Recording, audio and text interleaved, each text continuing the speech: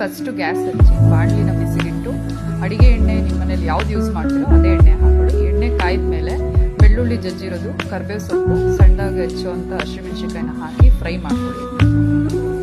ಆಮೇಲೆ 6 ರಿಂದ 5 ಈರುಳ್ಳಿನ ಸಣ್ಣದಾಗಿ ಹೆಚ್ಚಿರೋದು ಹಾಕಿ, ಈರುಳ್ಳಿ ಹಾಕಿದ ಮೇಲೆ ಅದನ್ನ ಒಂದ್ಸರಿ ಎಣ್ಣೆಲಿ ಮಿಕ್ಸ್ ಮಾಡಿ ಇದ್ರ ಜೊತೆಗೇನೆ ನೀವು ಬದನೆಕಾಯಿ ಏನು ಬರುತ್ತೆ ಬಿಡೆ ಬದನೆಕಾಯಿನ ಉದ್ದುದ್ದು ಕಟ್ ಮಾಡಿಕೊಂಡು ಈರುಳ್ಳಿ ಜೊತೆಗೇನೆ ಹಾಕಿ, ಈರುಳ್ಳಿನೂ ಫ್ರೈ ಆಗುತ್ತೆ, ಜೊತೆಗೆ ಬದನೆಕಾಯಿಯೂ ಫ್ರೈ ಆಗುತ್ತೆ. ಯಾಕಂದರೆ ಬದನೆಕಾಯಿ ಸ್ವಲ್ಪ ಬೇಯೋಕ್ಕೆ ಟೈಮ್ ತೊಗೊಳುತ್ತೆ. ಅದಕ್ಕೆ ಅದಾದಮೇಲೆ ಸಣ್ಣದಾಗಿ ಹೆಚ್ಚಿರುವಂಥ ಟೊಮೆಟೊನ ಹಾಕಿ, ನಾನಿಲ್ಲಿ ಕೆಂಪುಗೆ ಇರೋ ಟೊಮೆಟೊ ಒಂದು 5 ರಿಂದ 6 ಟೊಮೆಟೊ ಹಾಕಿದ್ಮೇಲೆ ಅದ್ರ ಜೊತೆಗೆ ಮನೆ ಪುಡಿ, ಖಾರಕ್ಕೆ ತಕ್ಕಷ್ಟು ಚಿಲ್ಲಿ ಪೌಡರ್ನ ಹಾಕಿ, ಮತ್ತು ಮನೆ ಪುಡಿನ ಹಾಕಿ, ನಾನಿಲ್ಲಿ 2 ಸ್ಪೂನ್ ಚಿಲ್ಲಿ ಪೌಡ್ರ್ ಹಾಕಿದ್ದೀನಿ.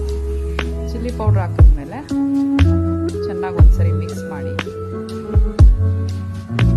ಮಿಕ್ಸ್ ಆದಮೇಲೆ ರುಚಿಗೆ ತಕ್ಕಷ್ಟು ಉಪ್ಪು ಹಾಕಿ ಮಿಕ್ಸ್ ಮಾಡಿಕೊಂಡ್ರೆ ಬ್ಯೂಟಿಫುಲ್ ಆದ ಬದನೆಕಾಯಿ ಗೊಜ್ಜು ರೆಡಿ ಆಗುತ್ತೆ. ಇದಕ್ಕೆ ಕಮ್ಮಿ ಇಂಗ್ರೀಡಿಯೆಂಟ್ಸು, ಬರೀ 4 ಇಂಗ್ರೀಡಿಯೆಂಟ್ಸ್ ಹಾಕಿ ಮಾಡೋ ಅಂಥದ್ದು. ಇದೆಲ್ಲ ಮನೆಯಲ್ಲೇ ಇರೋವಂಥ ಇಂಗ್ರೀಡಿಯೆಂಟ್ಸು, ಈಸಿಯಾಗಿ ಬ್ಯಾಚುಲರ್ ಕೂಡ ಮಾಡ್ಕೋಬೋದು.